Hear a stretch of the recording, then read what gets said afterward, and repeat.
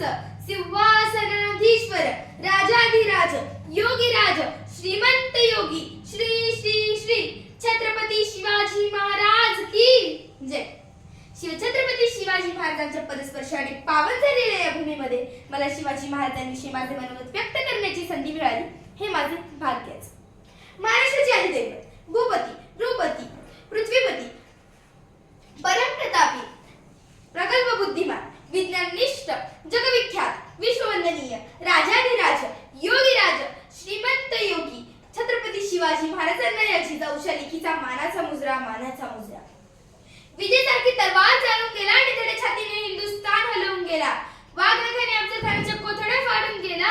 स्वर्गात गेल्यावर ज्याला देवाने झुकून मुजरा केला, असा मध्य मराठा शिवबा होऊन गेला, असा मध्य मराठा शिवबा होऊन गेला. आज या मातीत जन्म घेतलेल्या मुलाला सांगावे लागत नाही की छत्रपती शिवाजी महाराज कोण होते, कारण जन्मताच इथली माती त्यांच्या मनामध्ये शिवाजी महाराजांचे नाव करून ठेवते. शिवछत्रपती हे नाव महाराष्ट्रात नव्हे, भारतात नव्हे, तर संपूर्ण जगाच्या कानाकोपऱ्यापर्यंत पसरलेले आहे.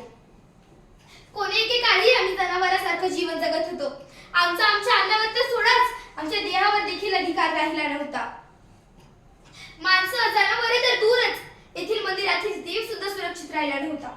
अशा परिस्थितीतच सिंदखेडचे लखुजीराजे जाधव यांची कन्या म्हणजे साक्षात दुर्गा भवानी रणचंडी अशी जिजाऊ तोडीस तोड यांचा विवाह निजामशाहीच्या दरबारातील थोर सरदार मालोजीराजे भोसले यांचे सुपुत्र शहाजीराजे भोसले यांच्याशी झाला. त्यावेळी या भूमीवर 5 सुलतानी सत्ता राज्य करत होत्या.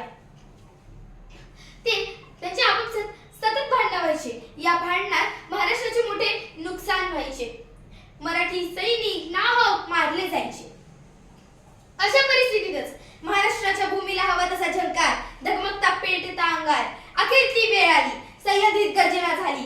फाल्गुन वद्य तृतीय शके 1551. 19 फेब्रुवारी 1630 रोजी जिजाऊच्या पोटी शिवबा जन्मला. शिवबाचा जन्म झाला. गेल्या कित्येक वर्षापासून अंधारात चचपडणाऱ्या या महाराष्ट्राच्या माथ्यावर जणू प्रकाशाचे किरण पसरू लागले. शिवाजी महाराज जिजाऊच्या संस्काराखाली हळूहळू वाढू लागले.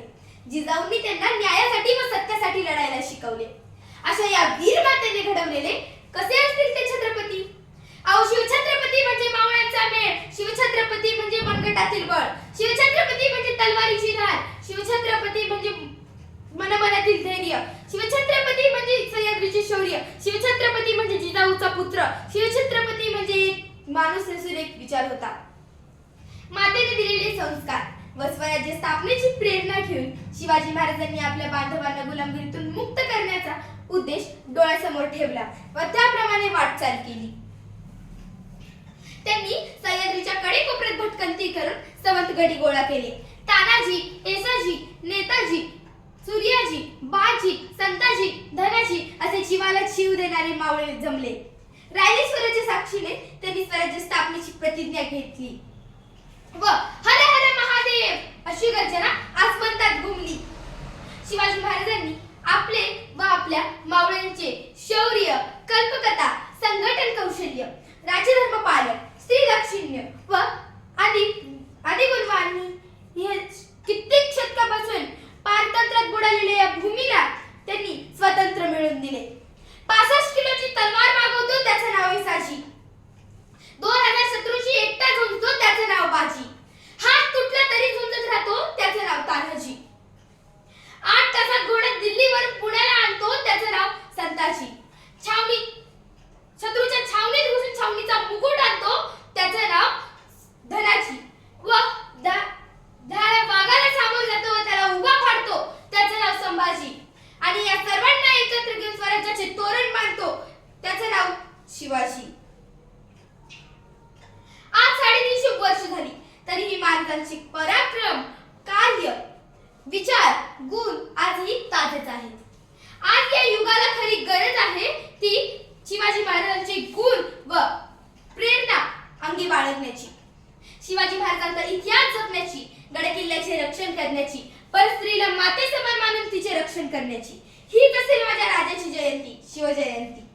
जाता जाता मी एवढंच म्हणेन, नाव घेता ज्यांचे अभिमानाने फुलते छाती, दैवत साऱ्या महाराष्ट्राचे राजे छत्रपती